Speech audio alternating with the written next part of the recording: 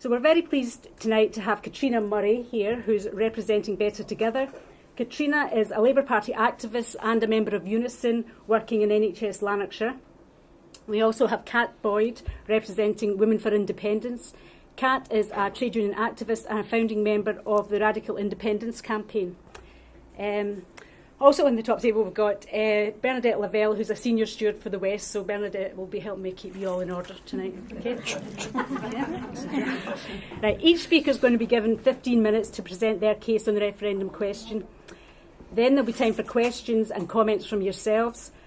We'll give Katrina and Kat 5 minutes to sum up at the end. So we've agreed, Katrina and Kat between them have agreed that Katrina's going to speak first and then Kat will sum up first. So I know that everyone tonight will treat both speakers with respect and courtesy as fellow trade unionists. It's very important that we keep that in front of our minds, and we're really thankful that the two of them have come along tonight. I would also ask that any comments from the floor come through the chair, and that you also treat each other with respect. I know I don't really have to say that, but I thought I should. Could I also ask that mobile phones are all switched off at the moment, so because it's been recorded with it.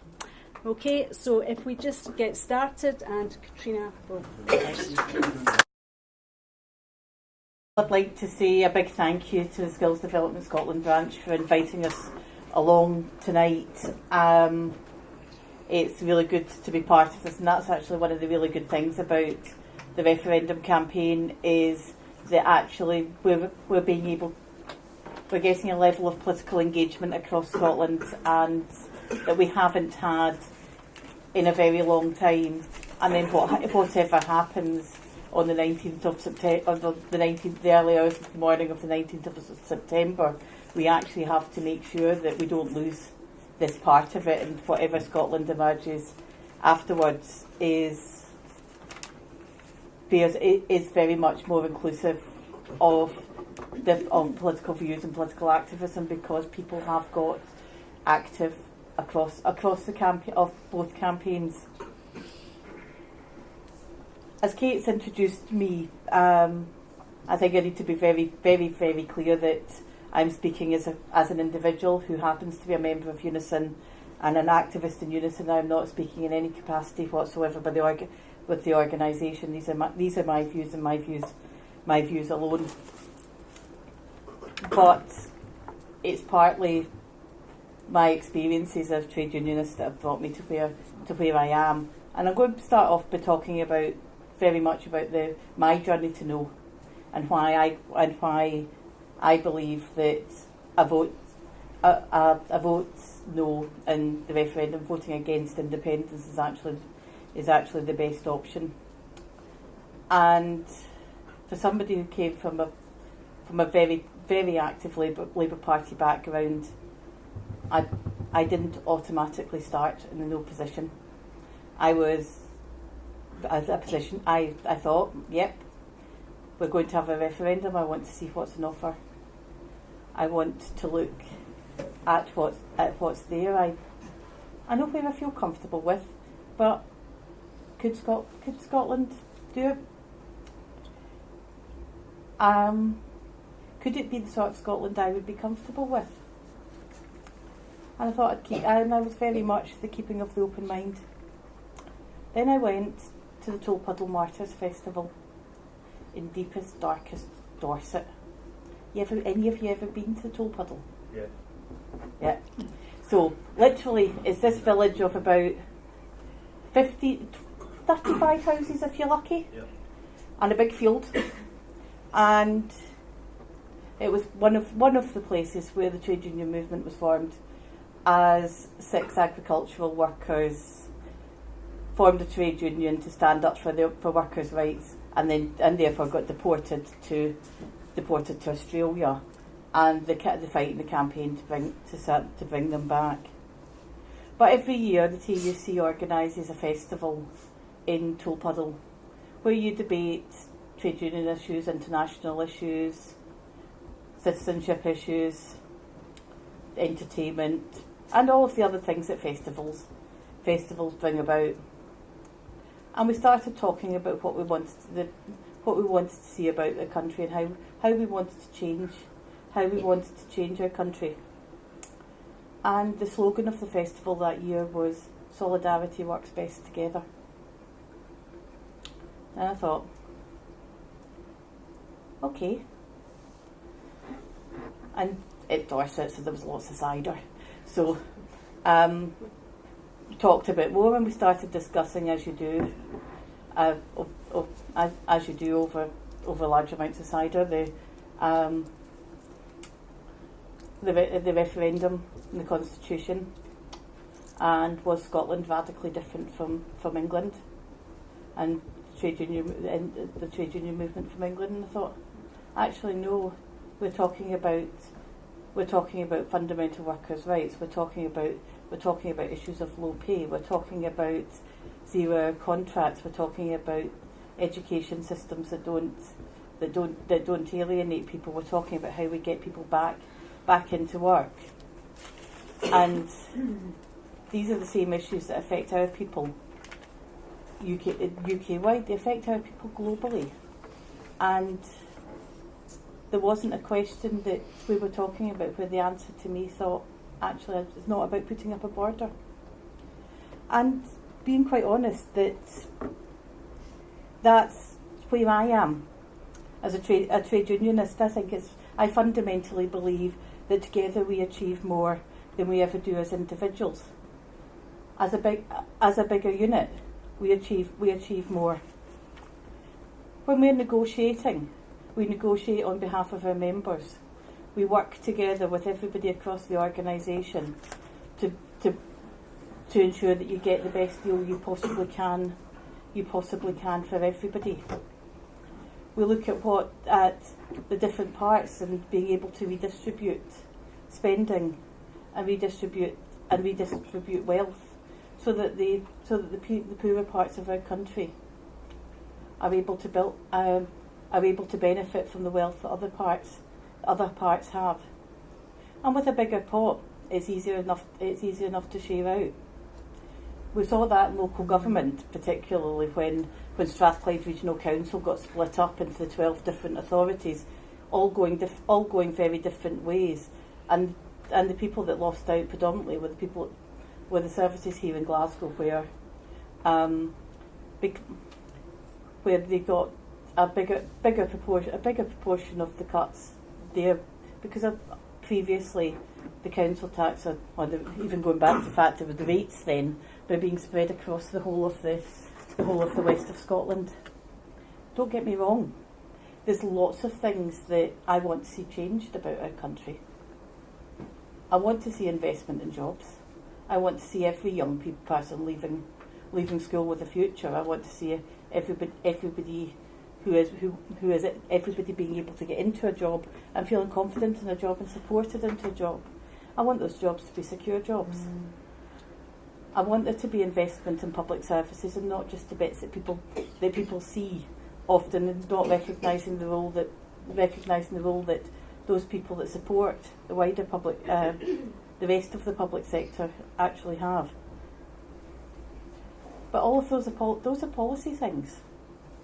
They're not things that it's automatically saying we need to change our constitution. We need to put up a border to protect those, or to defend those. I think when Kat and I have done these before, what we found is often that we want very much the same things. The difference we have is actually how do we achieve it. Keeping an eye very much on my time. I think there's various things that when we do talk about the referendum and the choice, there's various things get bombarded to us, and it's been quite clear that what the vote on the 18th is about. The vote on the 18th is about, do we want a border at Carlisle and a separate Scotland? It's not about how good or how bad the two campaigns have been. It's not about whether we get rid of the Tory party or how we get rid of the Tory party. It's not about a protest vote against the coalition government down in Westminster, and it's also not a vote about a protest vote against the Scottish government in Edinburgh. It's about being very fundamental about that. It's actually about what's been written down in the white paper,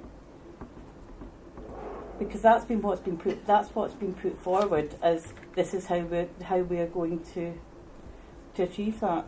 My view is that that's the start of a negotiating document. That's the pay claim, effectively. How many of us, when we've ever gone out to start talking about a pay claim, does the result that we end up with actually resemble what we started out asking for in the first place?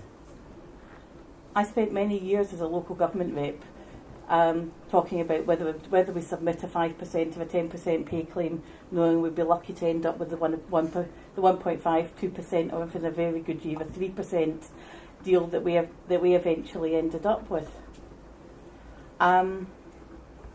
We need to be honest with ourselves, and it is, and I'm being quite clear, it's a personal decision as to where people are. Those are my main reasons for voting no. When it comes down to it, I don't believe that the answers have been given. I think we need to know very clearly what the effects are, and I'm being quite honest. I also in my darker moments worry about my mortgage and being able to keep paying that in my job. But I think it's more fundamentally: do you believe that we're better to get better as part of a whole, being able to stick up, being able to defend the people who not necessarily can't defend themselves, or do we believe that we achieve more separately? I think that comes down to where the difference actually lies for me. A trade union activist, like you've already said. I'm not a member of any mainstream political party. I'm not in Labour or the SNP or any other organisation at the moment. And what I wanted to talk about tonight was risk. And there's lots in the press about the risks of independence and what might happen if Scotland votes yes. But I want to talk about the risks that we face if we vote no. And I think they're very serious. And it's a very serious matter, I think, to be able to look at both options and look at the risks. And I want to start with a quote from a newspaper. Some of you might have heard it before, but it starts like this. How much of Scotland's economy will be left intact if a Scottish Assembly gets the go-ahead? It's from an editorial piece that was written in the Daily Express in 1979, just prior to the other referendum in 1979. And it continues: will our coal mines go gaily on? Will Ravenscraig or Linwood thrive? And we know what happened. Scotland voted no. And our coal mines shut. And from 1980 to 1995, Linwood had the highest level of unemployment in Scotland, as 13,000 jobs were lost at its car manufacturing. And what that means, it's not just about jobs and the way the economy runs. Families were ripped apart as people struck out over Scotland, over the UK. Some emigrated to Australia, to Canada to find work. And I think that's a tragedy. People talk about what happens when taxes are too high and capital flies out the country, and people talk about capital flight. Well, I think the loss of your greatest resource, which is your people, the people that actually prop up society, is far, far worse. And as for Ravenscraig, I'm originally from Hamilton. I've lived in Glasgow for about 8 years now, but I'm originally from Hamilton, and I'll never forget the day that I stood on top of the big hill that we used to live at the top of a park.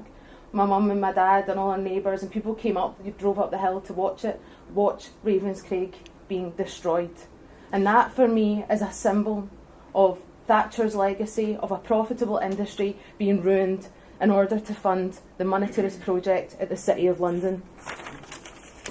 And if there's a no vote in 16 days' time, can we trust Westminster to reward that perverse loyalty?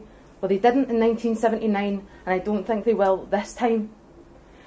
There is £25 billion worth of cuts yet to come and that's regardless of who is elected.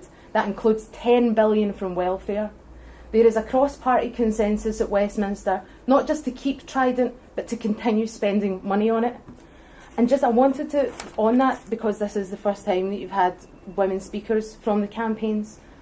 Now, women have the most to gain from voting yes. So far, since 2010, since the coalition government came to be, women have shouldered 75% of fiscal budget cuts. And if there's still more to come, we can be sure that women will shoulder that too. And in 2015, if there's a no vote, in 2015, as Labour and the Tories battle it out for the same swing seats, it's always the same swing seats, the middle class, middle England vote that pits them against each other in this war for those seats. I have no doubt about it that it will be Scotland's funding that is on the chopping block. The continuation of the UK model for ordinary people, for women, is indefensible. And when I said Scotland's funding will be up for renewal or up for review, and that's the phrase that was used by Professor David Held from Aberdeen University, he said there will be big pressure to review, and by review I mean cutting Scotland's public expenditure in the event of a no vote. Barnett is based on convention, it's not law, and in the event of a no vote, in the face of continued austerity from Westminster, that will be the competition ground for Labour and the Tories. And I disagree with what Katrina said about this not being about the Tories, because it is, and for a lot of people it is, and that's undeniable. It is 59 years since Scotland last returned a Tory majority, and for more than half that time we have endured Conservative rule. Based on that current picture, it means we can expect a Tory government at Westminster for 1 out of every 2 parliaments. And for me, it's not just about the Conservative Party being the right-wing option. What I have seen, in my short involvement in politics, is that every time there's a Labour government that might be able to, with pressure from the left of its party, make a tiny little bit of reform, like something like Sure Start or one of those things that worked quite well, as soon as the Tories get back in, they don't just push back on it, they roll back even further. And that's what's happening to something like the NHS now. So I do think it is about Tory governments. And for me, a no vote locks us in to the possibility of Tory governments, and it locks us into austerity. And I'll finish on this point. Now, I'm a trade union activist, and like Katrina, the concept of solidarity is something that's really important to me. But I don't think this debate, the referendum, is about flags or borders or anything like that. And you quoted the Tall Puddle Martyrs theme for that year, and I think it was solidarity works best when you work together. No, it was solidarity works best together. I've got the T-shirt. Great. Well, I think solidarity probably works best when it's not criminalised. And right now, the UK has the worst anti-trade union legislation in Europe. I think actually it's Lithuania is actually more regressive than what we have. So when it comes to fundamental workers' rights, I'm not saying independence is a panacea. I don't say that by voting yes suddenly we've got great trade union rights. But there is no option under the status quo for a party that will stand up for trade union rights. And in terms of solidarity, as just a normal person, I think Scotland can really offer one of 2 gifts to our brothers and sisters in England and Wales and Northern Ireland, and it's one of 2 gifts, and it's either 40-ish or so Labour MPs to join Westminster every other parliament. The other option is a social democratic project to the north, a social democratic project where all the ideas about that are coming from the Commonweal, from radical independence, from all the different yes groups. I can't accept that the white paper is the only vision on the table. The 18th of September is a chance. That's all it is. It's an opportunity. It's a wee gap that's opened up in a system that's replicated misery and despair for so many people. And my last point is just, Kate had quoted in her opening remarks the question that's on the ballot paper, but for me that's not the question. And when all the activity's going on and there's loads of meetings and you're canvassing and doing stalls, and that's on both sides, people are campaigning with everything that they've got. To focus my mind, I always ask myself the same question over and over, and it's what outcome on the 18th of September will best further the interests of ordinary people in Scotland and beyond. That's the question for me that keeps leading me back to the same point, that because of continued failures at Westminster, because of the inequality in society, that's why I'm going to vote yes, not because I feel particularly Scottish. I don't feel particularly anything. I just feel particularly angry at the continued failures, and that's why I'm going to vote yes as a chance for making a change. Open it to the floor if anybody's got any comments or questions, if they want to just so perhaps start with yourself. In the event of a no vote at the referendum, can you name 2 or 3 powers, new powers that will be granted from the UK government up to Scottish government? Why are we better together? In other words, give me 2 or 3 examples. Will we maybe take a couple of, is that a question to Katrina, so we'll take a couple of questions then maybe come back. Raza.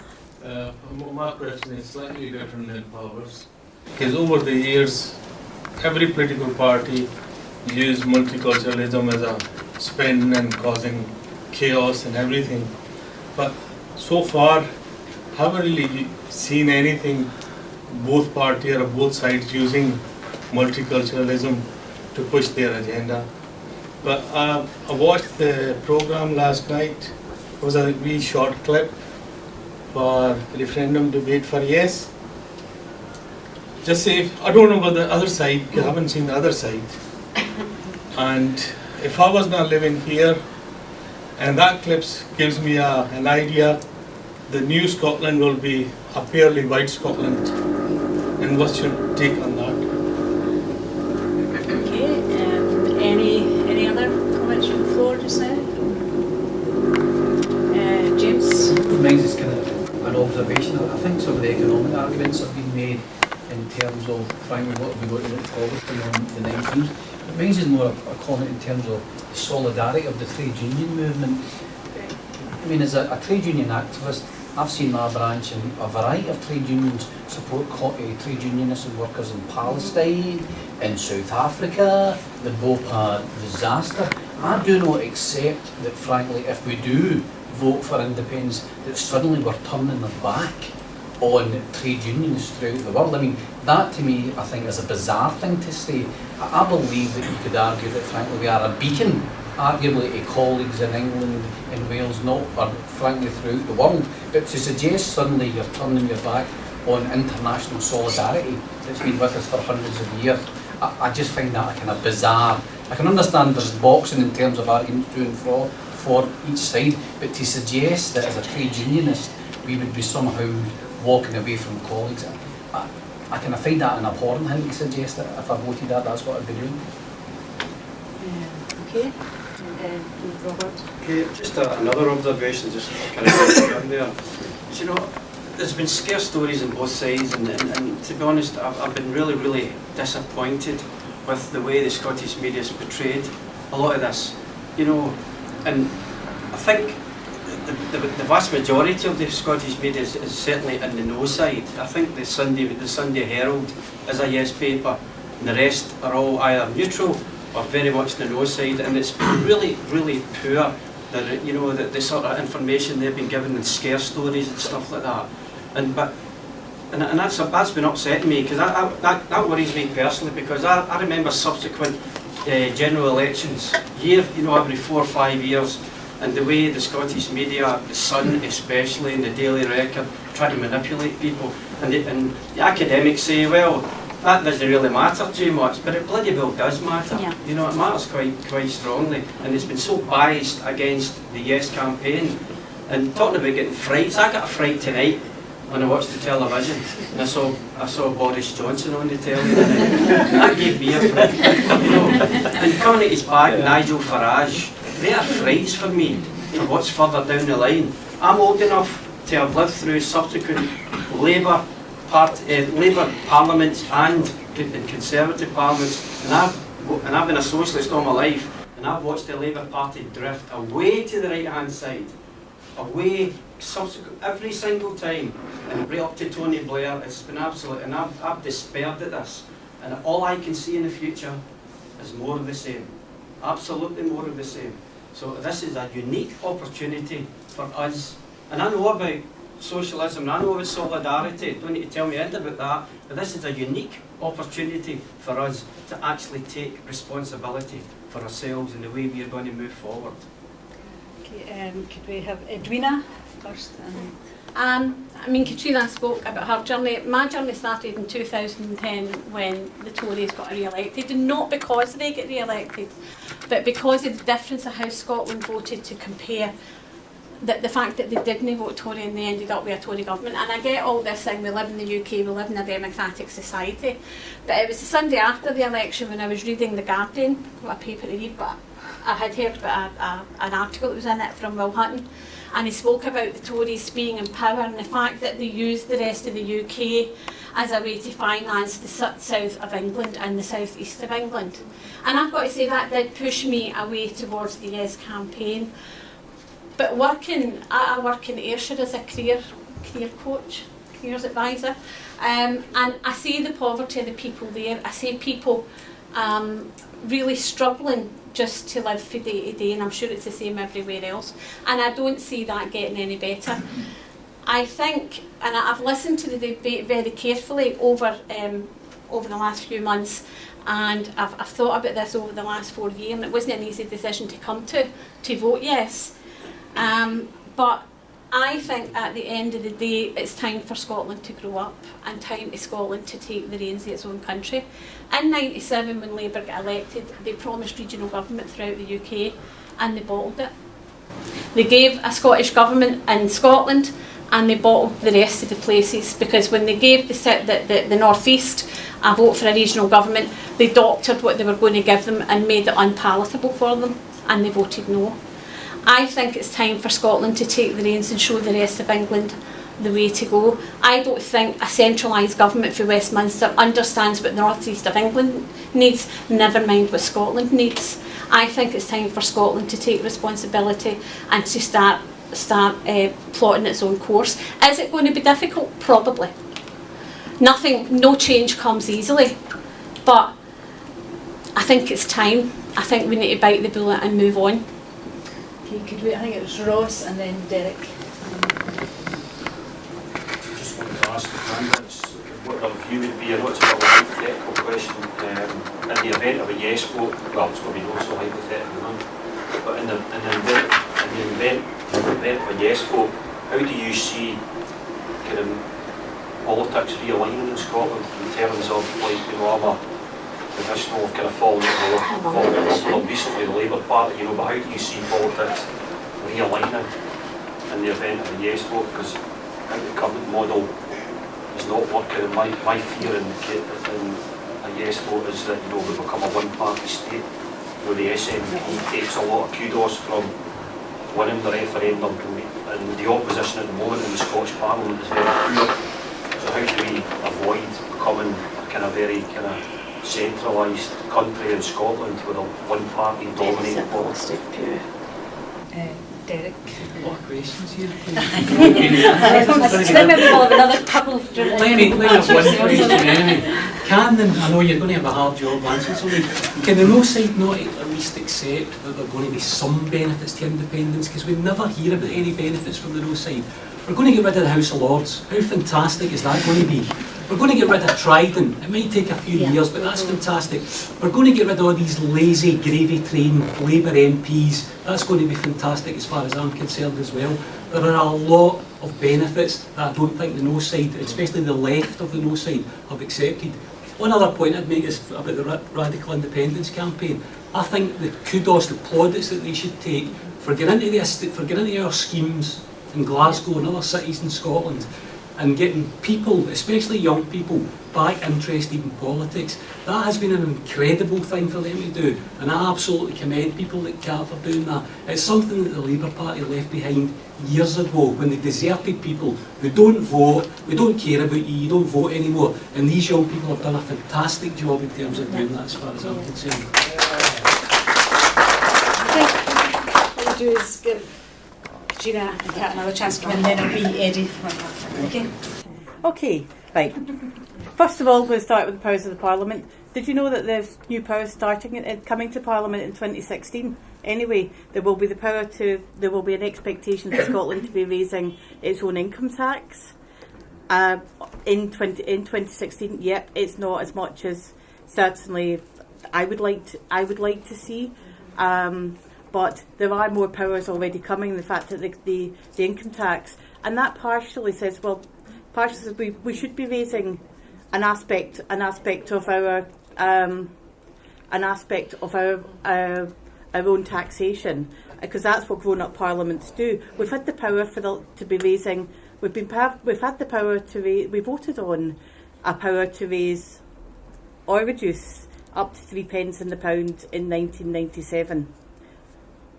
Was that? It has never been used. Was that enough? Probably no. There should actually be a case of we'll be expecting people to be raising your own income, because that's actually right. A grown-up parliament should be raising its own income for spending and being able to campaign on those priorities. But actually, looking on that and being quite honest here, and I was invited here as a member as a representative of Better Together. Better Together is made up of 3 different political parties. These 3 different political parties have all come up with their own different further devolution powers. They have agreed that there will be further powers, and then it's a case of negotiate exactly what is there. Surprisingly, and the most radical of them is the Tory party offer. And there's a lot in it in that offer, which is around about the complete raising of income tax that would be interesting to see how that translated. I wouldn't be quite clear about it. They want to reduce public spending, and that's why they're suggesting it, because people don't like voting for higher taxes. Multicultural Scotland. I think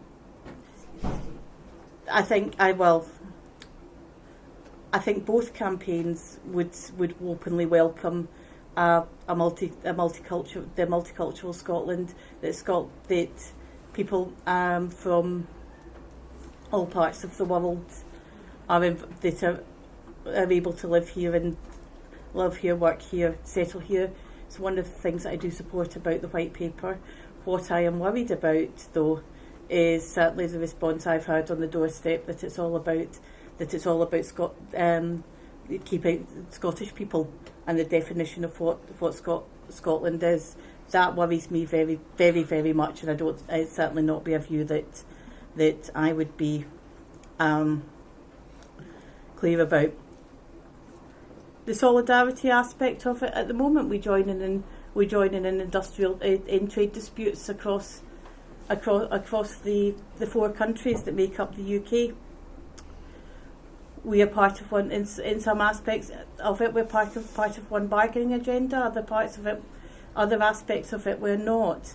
The higher education strikes, the pay campaign was a UK wide campaign, and the strength of campaigns in Scotland, and particularly when other unions like the EIS came on board, made it an awful lot stronger. The minute we stop working,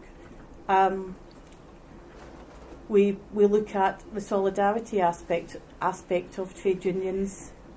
It changes the dynamic entirely.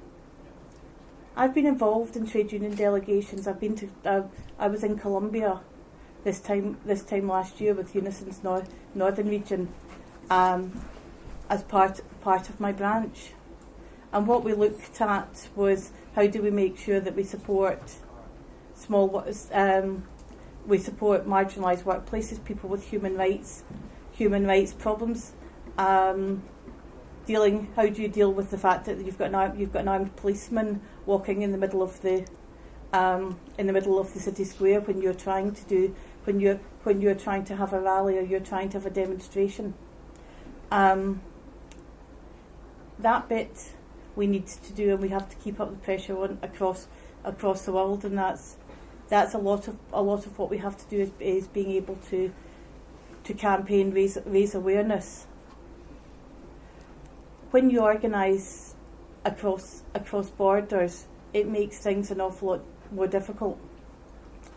We at my branch currently has members in ISS Mediclean, in which have the contract at Hare Myers Hospital.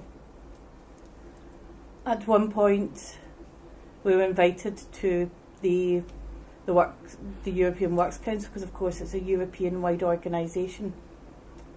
But by how the ISS Mediclean worked across borders meant that it actually managed to reduce the conditions and marginalise those people an awful lot more by making sure that you had 26 different countries' terms and conditions of employment, 26 country different negotiations.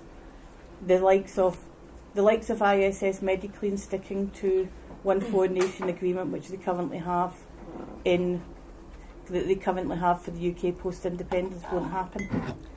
I'm just working them off one. Maybe we'll come back to you. Yeah. Maybe we'll go to the caregiver.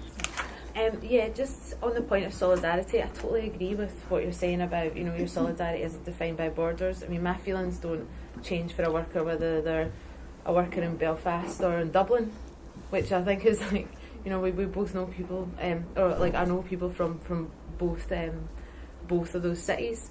The other thing is, see, the last time I was on strike in the public sector, I turned on the telly and I had to watch Ed Miliband say, "These strikes are wrong, these strikes are wrong, these strikes are wrong," 3 times. That was a democratic ballot of a trade union, of loads of trade unions that went out. So I do think that there's a big disconnect between that Labour leadership and maybe more traditional aspects of talking about solidarity. As far as organising across borders go, I'm a member of Unite, and Unite's predecessor unions, and it still does, operates in the UK and the Republic of Ireland.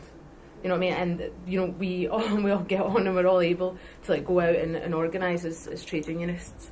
What else? Yeah, on the question of multiculturalism, I totally would absolutely welcome a multicultural approach to the campaigns, and I think that's a really important thing, particularly within radical independence. I think that right now there is a culture in the UK that's coming from the economic policy at Westminster that fosters divisions in society, that makes people compete for the scraps from the table, whilst the UK's got the record number of billionaires, more billionaires than it's ever had before, but creating these divisions within communities, that people have to compete against each other all the time, that resources are scarce when they're not. The problem is how they're distributed. And that brings me on to the other point I wanted to make. I know there's other things here, but about the devolved powers. Now, there will be the power about the changes to income tax, but it doesn't change the fundamental design of the tax system. It doesn't give a Scottish Parliament the right, or the ability rather, to be able to fundamentally change distribution by using tax, by taxing those in a higher income bracket and being able to balance it out across society. And which for me, that's an important principle. It also doesn't give Scotland the power to close tax loopholes. There's £70 billion that's hemorrhaged out the UK economy because of tax loopholes of the City of London. So the devolved powers don't actually help with those, which are the 2 main issues that I have with the current UK tax system. Just finally, it was the thing you were talking about, the Will Hutton article. Mm-hmm. I think that's really important that people know that, because this isn't mad nationalist conspiracy stuff. It's not. These are actual. This is the thing. North Sea Oil funded Thatcher's project. Her deindustrialisation project was funded with North Sea Oil. That's not a conspiracy. That's real. And I think you touched on an important point. Right now, the SNP rightly assert, with the research that they've done, that an independent Scotland could be the 6th richest OECD country compared to the UK at 15th. But see, when I look around Scotland, I just think, how can that be true? Like, how can that actually be possible? How can we be so rich when it's so unequal? And that's because I think there needs to be a look at who owns and controls resources. And unless that actually begins to belong to people rather than, you know, private companies or, you know, some shadow finance sector, something like that, then you can't actually change how rich you are as a country. You know, you can't look at that unless you look at who owns and controls resources. And it's only a yes vote that opens up that way to talk about who owns the land. You know, can we actually have radical land reform? Who owns the oil? Can the oil be owned by the Scottish people? You know, those sorts of things. Thank you. I think Eddie was wanting to come in, and then I was about to say, do I get back to the rest of the answers? you will. Yeah. Okay. Can I say I also, like yourself, Katrina, had a journey from being a Labour councillor, being an implacable no supporter, to no being a Labour councillor, to being someone who wanted to look at the benefits of Devo Max, to not be offered the opportunity to vote on Devo Max, to then have to decide between yes and no, who tactically thought that yes would be best only from the viewpoint that if there was a decisive no vote, it would be a disaster for Scotland, to listening to the UK Defence Secretary comments on Trident will be here forever, amen, to saying, no, I am not just going to vote yes tactically, I'm going to vote yes to get rid of this bloody monstrosity out of this country so we can actually spend that money on proper things. Now, I was, in my job, I actually go around the doors, right? I'm a catalogue distributor. And it's amazing the number of people that ask me, because they know obviously my background, they say, Eddie, what do you think about this whole independence thing? Now, I'm not going to, you know where I stand, but I'm not, never say to them, you should vote yes or you should, or what. I say to them, think about what is best for yourself and your family and what is best for the country, and if both of those, you can reconcile both of those, then you know what to do. Now, I know what I'm scared of, and I am more scared of no than yes, because I look at, for example, myself, who was subject to 2 heart procedures carried out by the NHS. My being here and my quality of life down to the NHS. When I read about some of the stuff that's going on in England, it really, really petrifies me at what might happen. I'm not saying it will, but what might happen, what might be coming our way if there is a big no vote. But finally, I'd like to say, just a point you made, Kat. I went to the Edinburgh Festival to hear Owen Jones, and I think people probably know he's a Guardian journalist. He's always on the telly, and he made the point that they reckon that in terms of maybe social security fraud in Britain, there's maybe maximum £1.5–2 billion. He said, and yet you've got Ernst & Young and the other 3 big accountancy firms, Ernst & Young and George Square, responsible for £25 billion of tax avoidance. Now that's just our share, that's £2.5 billion that we should be getting. Now, all I can say is that, you know, I am now quite passionate about this. Passionate in a passive way, but passionate because I do believe that if we don't control these things, then we will never be able to change them. And I know they have tried to control them. I've heard Margaret Hodge pontificate so many times about tax avoidance, but nothing seems to change. if we are in control in Scotland, maybe we can start to change it. Okay. Well, Katrina, do you want to come back in and answer the Yeah, point that you there was wanted the to- one, because I was trying to make sure that, Right. because one of the things that is very easily done is that when people speak generally and you then say, nobody actually talked to me about this question that I made, and you go away feeling angry. You might not necessarily like what I'm going to say, but I'd rather we actually, that I don't want to do anybody the discourtesy of not actually speaking to them. Question about certainly the Boris Johnson. What folk seem to be missing out, and that about Boris's leadership, alleged leadership challenge. There has to be a vacancy. The Tories, which will not come up to 2015. So, and they don't. At which point we do still have another general election. We do still have another general election before that. My gut reaction is that Ed Miliband would have to be Prime Minister for Boris to become leader. You talked about the Scotland and Edwina, and about what makes Scotland being different from London. It is, yeah. But so is the northeast of England, so is the northwest of England, particularly so is the southwest of England. If anything, the part of the country which has got the poorest part of the UK is the southwest of England.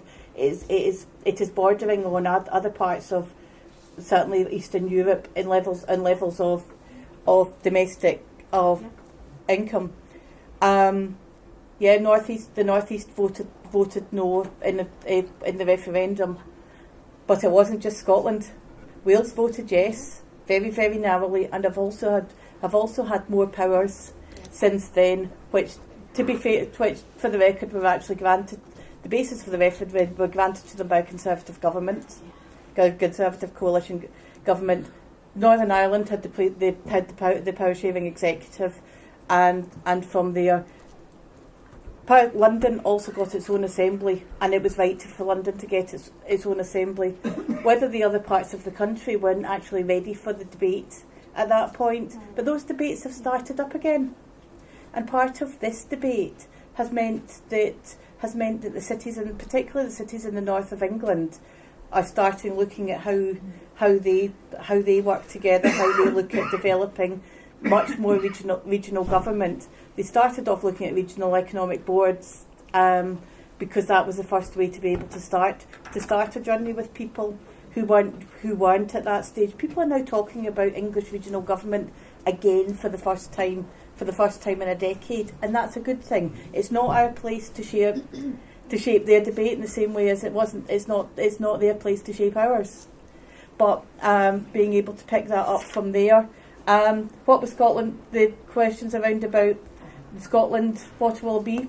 One thing that I would say that to look out for is building on what's been happening within Scottish politics. We are seeing a resurgence of the Tory vote. It started to build again. If you continued, not only did UKIP manage to get elected, but if you continued down the European election results, the minute you got the next party that would have been elected was another Tory before you got to SNP and Green again. So if you'd actually continued those results, I think this is something that we look at that we dismiss at our peril. I think it's, and I'm being quite clear. It's not something that should. It's not something that should very much sway where you're at. But we need to be very serious before we say actually we'll never get a Tory government again, because politics is circular. It will happen. Trident. I think the issue, certainly my particular issue with Trident, is I want to get rid of Trident full stop. I do not want to see Trident. I do not want to see Trident move 300 miles away, which is what independence will do. We work together, and we'll look to get rid of it completely. And the other thing that I would like to say is I do take a wee bit of umbrage at, Derek. Yep. I've traipsed up and down closes in Maryhill, the Milton, and Springburn, and Yokerd from Chapel for the last 10 years. To say that nobody's going in is probably not completely right. I do think that there is a piece of work and I do say there's been good pieces of work going on. I think the credit is to be that the debate has actually happened, has been engaged with people, but people are going in and having those conversations. Just because you don't see it does a bit of a disservice to people from all political parties who are doing it on a Saturday morning, spending the Saturday mornings doing that. I think Alan's been waiting to talk come, about and Wales. then Stephen. Wales has got limited power, less than Scotland, but as far as I know, their health service has been cut dramatically. They've got less. They haven't even got the levers of powers that Scotland's got. They've now controlled a big umbrella under the UK. They've got some limited power, but they're a Labour administration in Wales, and they've got no real control, and their health budget's been cut more dramatically. Can I just add, we were at the UNISON conference down in Brighton, and Bethan from the Plaid Cymru stood up and basically was saying, you guys have to vote yes so that we can follow, and she put a very good point across, and she's very passionate. And I think, we can be a beacon for the rest of it. And you're right, it is regional government and stuff, but to say, well, let's hold on and don't worry, Liverpool are going to go regional, no, we've got the chance to go completely independent now. Take it now. Why wait? Because we can't promise it. And I'm of the generation who has been brought up under Tory and Labour. I'm sorry. You can't see the difference between a Tory Prime Minister and a Labour Prime Minister. For my generation, they're the same beast. So that's why independent, see these young people out there bringing something new is really, really exciting. And my worry is if it's a no vote, that'll all just die again, and we're back to three parties that it's just like, there's no vote between them, and then people will stop voting, and that is the main issue here.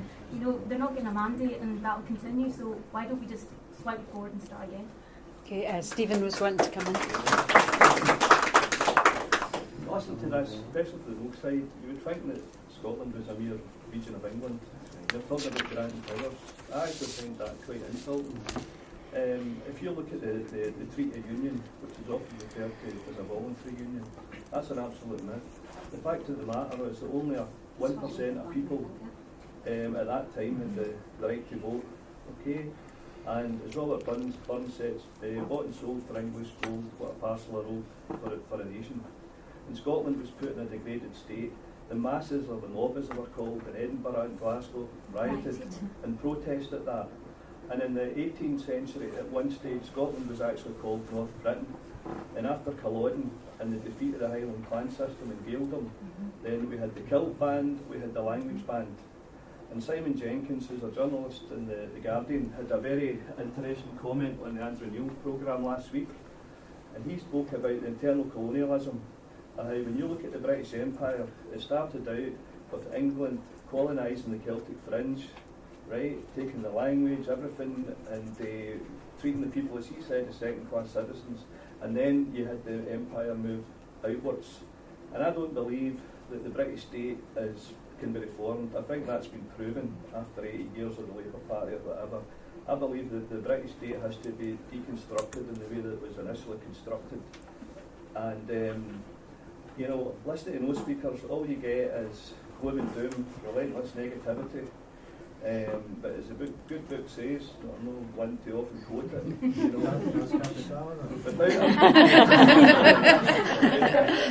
without a vision, the people perish. You listen to Radical Independence, Cat, I've heard you 3 times now, Cat, in the last couple of weeks going to meetings. But it's always very inspirational, and you've got a vision, But from Better Together, it's just fear, you can't do it, you're too small, you're too poor. And and I think the greatest gift we can offer, not only to the people of England, but the people of the world, is to show that we can be a progressive beacon, as you said, create a progressive society. And I'm not fearful of that, because we know that there's a social democratic consensus in Scotland, so don't use that fear about Tory governments You know, the last time you had one was in 1955, for heaven's sake. You know, so I'm very optimistic. I think this is a very exciting moment in the history of our nation, when we can actually take power back and we actually can start afresh, create a new country and make it a place that we can all be proud of, that has social, believes in social justice and egalitarian values. So all I can say is speed the day. Any other comments from the floor?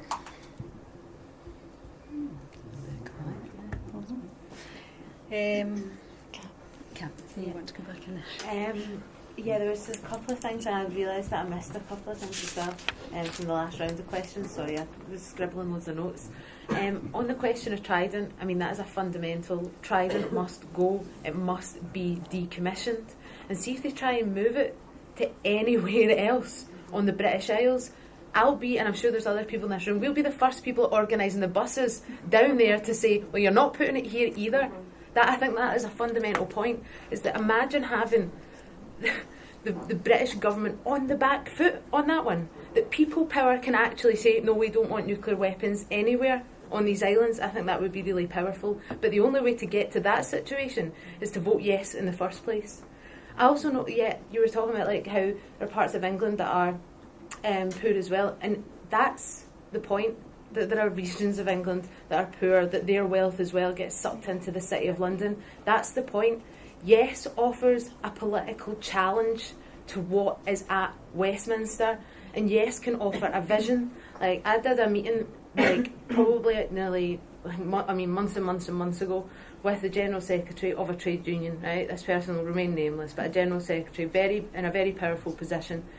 And it was about the bedroom tax, and it was before Scotland started to mitigate for the bedroom tax, and he said, make it unworkable up here, make the bedroom tax unworkable, and you will be a leading light to the rest of our nations. And as soon as he said it, I thought, yes, that's it. Like, and I've remembered that quote since, because I know loads of people from all parts of England, Wales and Northern Ireland who are saying, please vote yes, please do it, and that they want to see that Scotland can do something differently.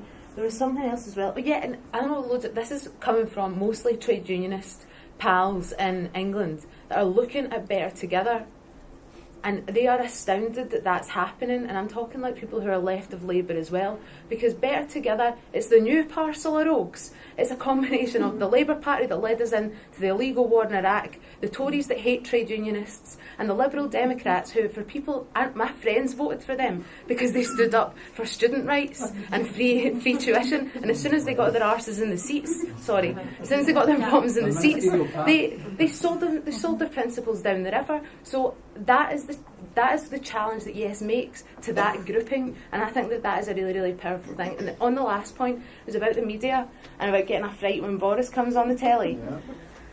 Someone told me, like, it was in a conversation about voting no, and they were like, oh no, do you know, like, see if there's a no vote, the thing that terrifies me the most is imagine what the front page of the Daily Mail or the Sun will read. It'll be a picture of David Cameron with the man who saved Britain. And like, honestly, not on my watch. That was enough to make me like go nearly 24 hours without sleeping and just canvassing every single door in my clothes. Okay, Raza. Kat, you made me not to trust politicians, obviously the way you explain things, and how we can trust, obviously, both sides, those who are saying if you're better together, you'll be great. If you're Yes campaign, Independent Scotland, you'll be fantastic. Why I should trust politicians? We'll keep that question in mind. James? Just a last thing. I mean, at the end of the day, in the 19th of September, our hope is yes. But see if you're hoping for no, what I have a difficulty getting my head around is, what do you actually have to celebrate in terms of a vote for no? Because I work in the public sector, and I know the night of the long nights in terms of the cuts is around the corner. And I have a great difficulty in understand, frankly, what is there to celebrate for a no vote? For us jocks to get punished from down south for even having the cheek to suggest that we might actually leave? Because you better believe it, I'm not an SNP voter, but I do believe that an aspect of the cuts have been held back because they wish to hold them back to try and promote a vote for independence. Now, if I was the Nats in the 19th, I was saying, the game's a bogey, we now have to cut our cloth to suit. And by the way, in December, you'll not find anybody walking down the street when the cuts have all cut in that say they actually voted no. Because there'll be nobody that says they voted no. And that's what worries me. As a trade unionist, one of my heroes was Bob Crow. And I remember meeting Bob and having a snifter talk with Bob in Dundee at the STUC conference. Now, Bob didn't want to see the RMT broke up. You better believe he didn't want to see it broke up. But Bob would sit there and say, and I can't do a Bob Crow, so I'm not going to try and do a accent. But Bob would say, that's a bad Scottish accent. Bob would say that he couldn't believe why, after all the years of Tory rule, well, he didn't want to see the RMT broke up. He was flabbergasted that us jocks wouldn't be voting for independence. After all that happened, he said, I don't want to see the break up the RMT. He says, but if I was you guys, I wouldn't even be thinking twice about leaving. I don't want to see you leave. But that was good enough for me in terms of, if that was a UK trade unionist who believed in international solidarity but could still see the merits of us in terms of this beacon argument, he thought, I can't believe why you're even thinking about it. Go, take it and show the rest of us the way forward. That was Bob's view. Can I say one more thing about Scotland being a beacon? When the poll tax came in and Thatcher decided to test it out in Scotland, Scotland became the beacon for the No Pay campaign and the battle against the poll tax, and helped people in England and Wales organise down there. But we led the way in Scotland. If we become independent, I feel that's what we could do for the rest of Britain, because at the moment they're repressed by the laws, not just the trade union laws but other laws. Young people have no future. Scotland could lead the way and show them how it can be done. I don't necessarily think that's going to be the SNP lead the way. I think Scottish politics will change. But we could lead the way and show how it could be done. You change the wallpaper once you get hold of the house. Are you a yes now, Katrina? Hold up. Could we let Katrina come back in? Right. I think we're right. Is this the official summing up bit now? Or we just kind of gone in this kind of gone like that? We're just going with that. Right. I think it's the thing about it being that actually being quite clear, and one thing James is very actually right on, but it's not actually about, and being quite clear about it. It's not that Westminster is going to say no, this is coming. All of the Swinney has front loaded the reductions in budget so that the cuts come, particularly in the next financial year and the year after that. Everything has been geared around about being for the referendum. That we all know that it's coming. Anybody who's been involved in the negotiations know what you're dealing with. But we also know that there has been the edict come down that you don't talk about anything bad prior to the 19th of September. That we know you talk about the NHS and what's worrying about certainly about the English health system. The NHS in Scotland is wholly devolved. It says so in the white paper. It has said so by Alex Salmond has repeatedly said so in the debate. Everybody's talked about it being wholly devolved. What we're not talking about though is the consultant vacancies that we can't fill in Scotland. We're not talking about how close we are getting to the borderline of being able to provide a service safely. We're not talking about the number of 0-hour contracts or bank staff that are being used in the NHS. Particularly the staffing figures which were released last week, and the NHS statistics, which talks about there being 1,000 less nurses and 600 less consultants than there were in 2010. And in a country of Scotland's size, that's a hell of a lot of people. Sorry, language. So we need to be talking. We actually need to be talking about that. and they're recognising that is there. And I think we are deflected. There is part of deflection of what's the NHS going to look like in 10 years' time, when actually what we should be talking about is what's the NHS going to be looking like in 10 months' time, and making sure that we're actually providing, that we're actually having an open and honest debate about it. Part of my worry about talking about vision is, that various things about, that skills part about what you do as part of your job, and where your particular skill sets are. As my boss says, it's so clear that I'm off the scale. I'm the vision starter type person. She said, you're not a completer finisher. You never actually get the job done. And actually, it's not necessarily about the vision. We need the detail. We need to be able to make sure that we are still being able to do things and still being able to provide services further down the line, because actually the people of Scotland deserve that. They deserve their public services, and that's the point we need to be at. It's not just about the vision. And the problem is, it's not like the Queen's song. There isn't one vision. There's lots of different visions, and whose vision becomes clear. What's the one point? He's talking about politicians. If it comes round to actually setting up those negotiations and being very clear about it, everybody in Better Together has said, if there is a yes vote on the 19th, in the morning of the 19th, we will make sure that we are working for the best of Scotland, and we will be working with that. That was the agreement. That was where it was starting out. How the people of Scotland have spoken. We are accepting the answer, and where it certainly goes from there. But I'm quite clear about it. I'm certainly not important enough or high enough up the food chain to be part of that negotiating team. Yeah. I don't think, as about to say, I don't know if Kat will be either, because I think it's a fair chance it'll all be politicians. What to be quite clear about though is, we've said that we're accepting the answer. The people of Scotland say the answer, that we will accept a no vote. I think the question, a yes vote. Will you guys accept a no vote? Okay, we'll just have a couple more from yourselves, and then we'll just have the summing up from both. So Robert first. Yeah, I would like just to...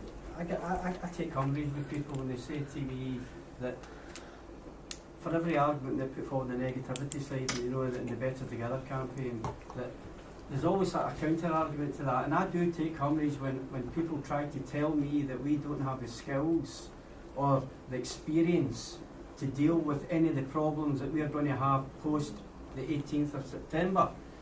I know it's not going to be the land of milk and honey, but I honestly believe that we will be able to make these challenges head on and deal with them as a parliament, and an elected parliament, a parliament that we all want in Edinburgh, unlike what we're going to get in Westminster for the next 20, 40, 60 years ahead. I believe firmly that we do have the experience and the expertise to take things forward.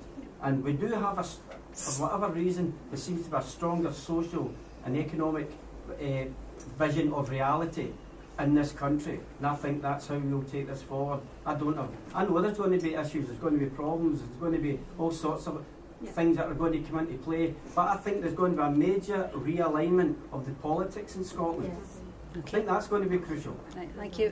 Susan. See, just what you were saying about having one vision, I actually am looking forward to having more than one vision, because see, the vision that I'm given, I don't like it and I don't want it. I want to be in a position where I can have a choice again and be able to have a proper choice and be able to choose a vision, and that won't happen in no campaign, because they're not my voice. The City of London is not my voice, and I'm from a tiny place up north which is so far away from the City of London that it's, and when you're talking about land reforms and things, these are things that happens in Scotland that they don't understand down there, and I want there to be more than one vision. I want to have that choice. That's what democracy is about, choice and being able to form our own future rather than just having it forced down your throat by the elite. Okay, any other? Eddie and...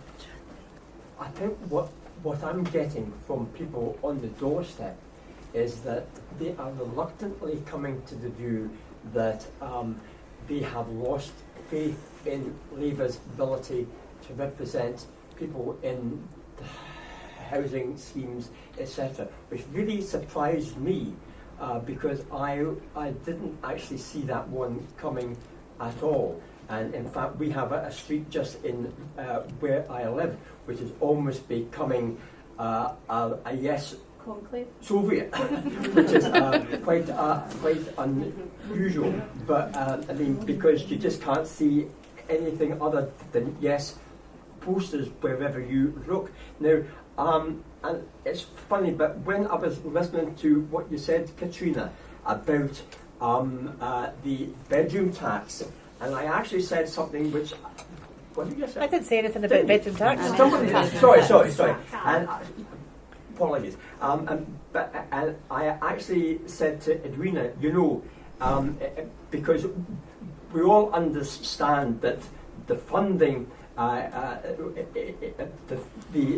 the question of the bedroom tax is being is a Westminster diktat, which the Scottish government have actually been able to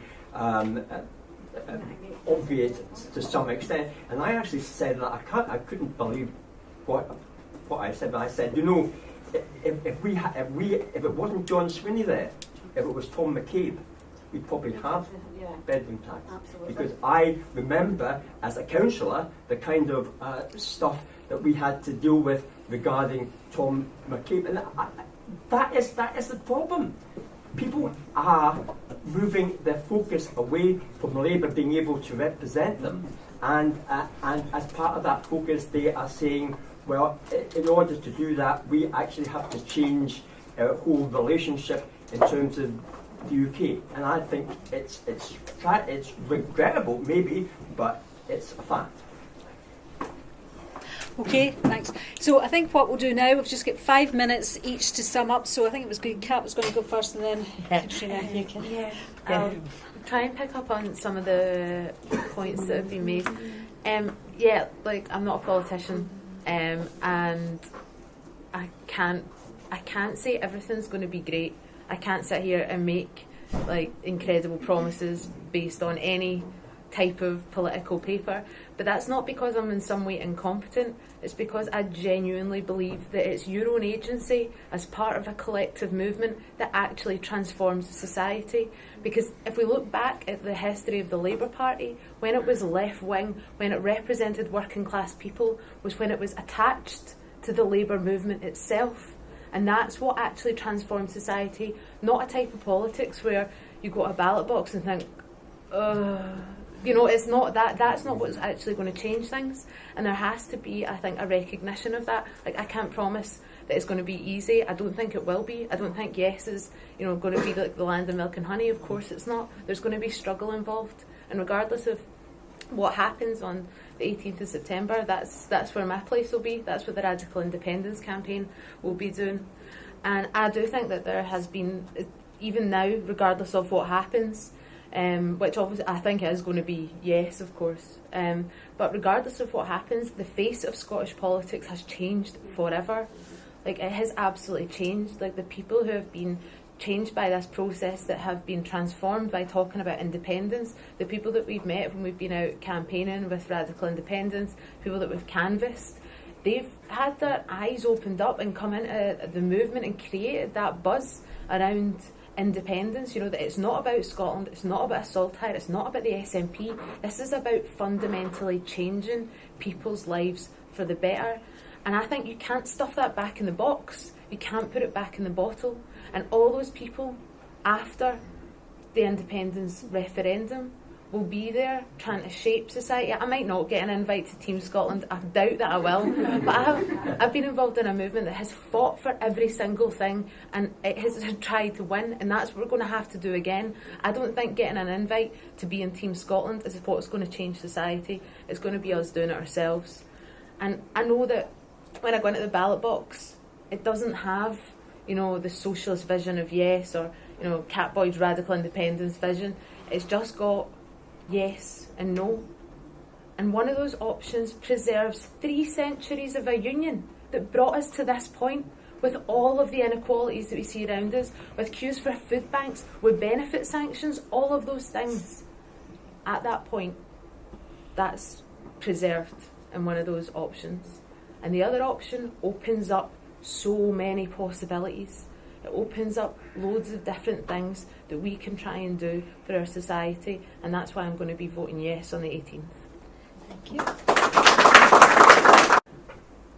And I think one of the things what Kat said is right, is that it's not radical independence, the Cat Boyd option that's on the ballot paper, because if that was on the ballot paper, I think it would be a bit more of an honest debate that we've actually had, and it might be an awful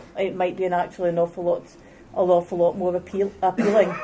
Being quite clear about it is what's on the ballot paper, and Alex Salmond said so himself in the debating chamber of the Parliament 2 weeks ago, where he turned right when he said that what's in the white paper is the settled will of the Scottish people. They weren't going to be getting any difference from that as part of the negotiating the negotiating policy if it's a yes vote. If you think I've said at some point we're too stupid, I haven't. I've never meant that, never said that. I think we've got to be clear that even as part of the Union, as part of the British Parliament, we have had Scots. Whether you've agreed with them or not, they have been there right through those procedures. We've all held most. The one that a Scot hasn't held. No, John Reid held it. All of the main offices of state: the Prime Minister, Chancellor of the Exchequer, Home Secretary, Foreign Secretary. There have been people there that have been. You might not necessarily have agreed with them, but these were Scots. But those were Scots able to assert that level of influence in government, both in the UK and abroad. To say that nothing has changed in the length of time since 1707. We've moved from parliamentary democracy. Women have got the vote. Women have been able to go out to get paid work. Women have been able to work after getting not have to leave a job when they've got married. In my lifetime, women have been able. It's become a criminal offence to be raped when you were married. It's now illegal to get sacked from your job because you're pregnant. Society changes. Society changes not necessarily through. And not all of those happened through parliamentary votes. Not all of those happened through referendum or referenda. We can do society changes. We can make the change the better that we want together, and working together, being able to do it across a wider. Excuse me, give across a wider. Katrina the opportunity to finish. Across a wider area, crossing the entirety of the 4 countries, you will go away and make your choice based on what you believe and make that vote on the 18th. But you don't do it based on actually this is what the Labour Party says, or this is what I don't like Ed Miliband, or I don't like Boris Johnson. In the same way as it shouldn't be about no liking Alex Salmond or Nicola Sturgeon, but it's also about being very, very clear that what we have got is: do you believe in an independent Scotland? Yes or no? I don't. I believe we actually are stronger working across a four country, the 4 countries of the UK. We share these same islands. These islands are small enough to be there, that provide a natural geographic border. I'm no up for inserting a border post at Carlisle. Different. Right, I'd just like to thank both Katrina and Kat for coming along tonight. It's been really good discussion. Thank you everybody that's taken part as well. So.